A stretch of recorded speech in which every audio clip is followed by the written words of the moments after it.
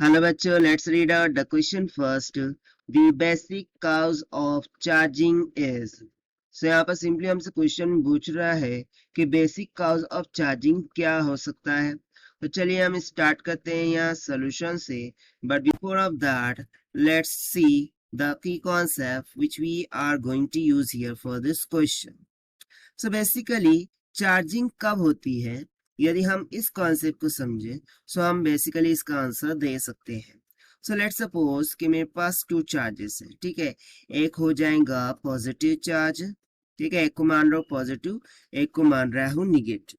अब इन दोनों को मैंने क्या किया है, एक वायर के थ्रू कनेक्ट कर दिया है।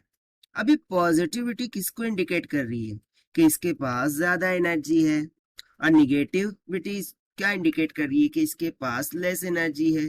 सो एनर्जी का ट्रांसफर होगा कि नहीं होगा? यस होगा। अब वो कैसे होगा? पॉजिटिव टू निगेटिव की तरफ होगा एनर्जी का ट्रांसफर, ठीक है। यानी कि ये पॉजिटिव क्यू चार्ज अपने ऊपर से जो भी चार्जेस है वो किसको दे रहा है? निगेटिव चार्ज को दे रहा है। सो बेसिकली हो क्या रहा है कि जो पॉजिटिव चार्ज है वो इलेक्ट्रॉन्स को क्या कर रहा है? लूज कर रहा है, जिस कारण से उस पर पॉजिटिव चार्ज आ रहा है। और निगेटिव चार्ज ये इलेक्ट्रॉन को रिसीव कर रहा है, जिस कारण से उस पर निगेटिव चार्ज आ रहे हैं।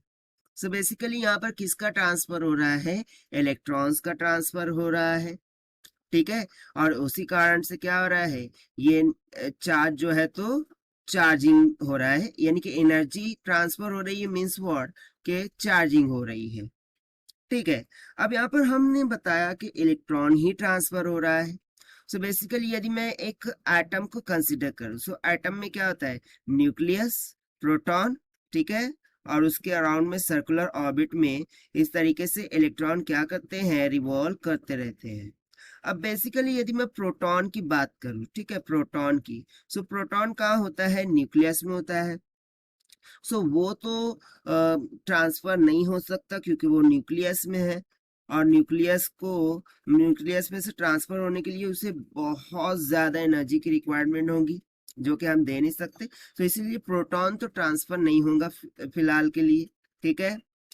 सो फिर ट्रांसफर हो क्या सकता है? सो बचा क्या? इलेक्ट्रॉन। सो बेसिकली इलेक्ट्रॉन ही क्या हो सकता है? ट्रांसफर हो सकता है। और इन्हीं इलेक्ट्रॉन के ट्रांसफर को हम क्या बोल देते हैं? एनर्जी का ट्रांसफर। और ये जो एनर्जी ट्रांसफर होती है उसी कॉन्सेप्ट को हम क्या बोल देते हैं?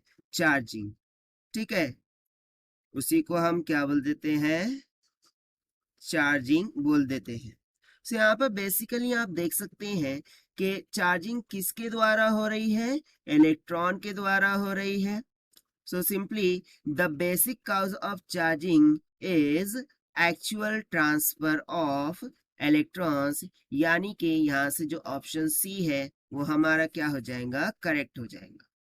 अब इसको हम रिटर्न फॉर्मेट में लिखे, सो यहाँ पर हम बोल सकते हैं charging is actual transfer of electron। Charging क्या है? एक्चुअल ट्रांसफर ऑफ इलेक्ट्रॉन है, ओके। सो यहाँ से हमारा ऑप्शन सी क्या हो गया? करेक्ट हो गया। और ये हमने किस कंसेप्ट से फाइंड किया?